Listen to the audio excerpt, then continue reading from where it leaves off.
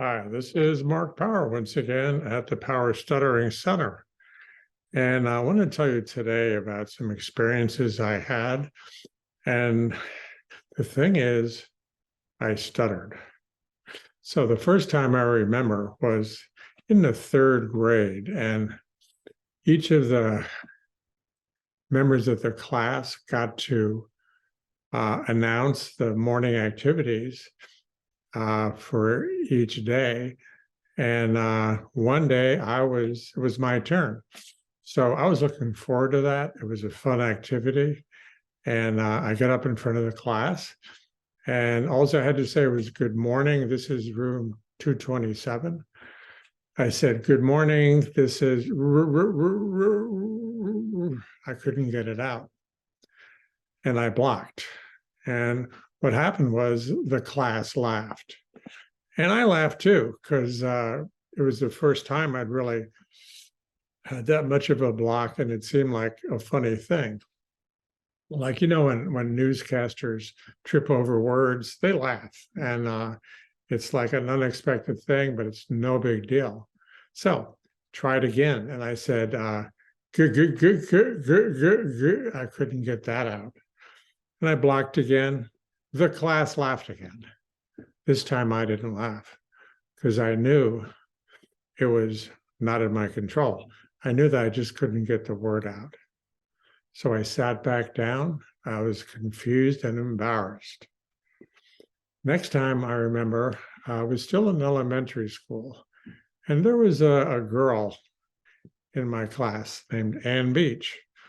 And I thought she was just really special. She was beautiful. And I really wanted to ask her if I could walk her home, because I saw her go home by herself many times. So I decided to do that one time, and my desk was across the room, and she was standing and talking to another girl. So I thought this would be a good time to try out asking her if I could walk her home.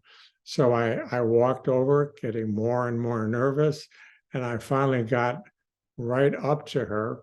She was still talking to another girl, and I turned around and walked back to my seat. I didn't want to take the chance of stuttering. This was a girl that I was really impressed by, so I decided to keep my mouth shut. And I never did ask her out to a movie or walk her home or anything like that. I missed out on that. I felt frustrated and ashamed. Now, after I went to college and graduate school, my first job was in a rehabilitation hospital. And I worked with stroke patients. And that wasn't too bad because they could hardly understand what I was saying because of their disability. So I wasn't under a lot of pressure. But every Friday we had a staffing. And in the staffing, all we had to do was read a little paragraph of the progress of our patient for the past week. So they went around the room, and we all sat around a big mahogany table. I remember that. And they had all the therapies, physical therapy, occupational therapy. The physician was there and the family members. And they got to me, and the physician who was leading the meeting said, "Speech pathology." And I tried to talk, and I had a 30-second block trying to get out that first sound. Just didn't come out. And I was really embarrassed, and I didn't know what was going on. I finally did get it out and finished my short paragraph with a lot of stuttering. So the rest of the therapies were quite surprised. And the physical therapist actually tried to get me fired. And she didn't succeed at that. My supervisor stood up for me, but it was very embarrassing. And my job is at risk too. And also, I learned to dread those Fridays. The night before, Thursday night, I would start worrying and I would start panicking. And I remember just wishing the time would go faster because I just was fixating on what would happen the next day. I lost sleep and I got more and more nervous before that staffing.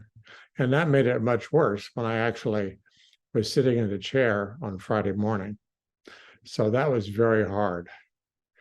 Right after that, I did find a therapy treatment program, intensive stuttering therapy that really worked. And I was able to resolve my stuttering. It took me, after the intensive therapy, about a year to move it into all my speaking situations. I ended up being able to talk and present a workshop in a hotel ballroom to 300 speech pathologists. It was a 3-hour workshop. And I really enjoyed that. And I still enjoy talking today. So that's my story. And I am accepting new patients now. I see about 2 patients a month. So let me know if I can help. Thanks a lot. Mark Power here. And if you like this video, then don't forget to like and subscribe for more helpful videos like this one. Also, be sure to hit the share button and leave us a comment below so that others can benefit from it as well. I'll be recording a lot more helpful videos like this one to help you overcome your stuttering. And if you'd like to be notified, then click on the bell icon below.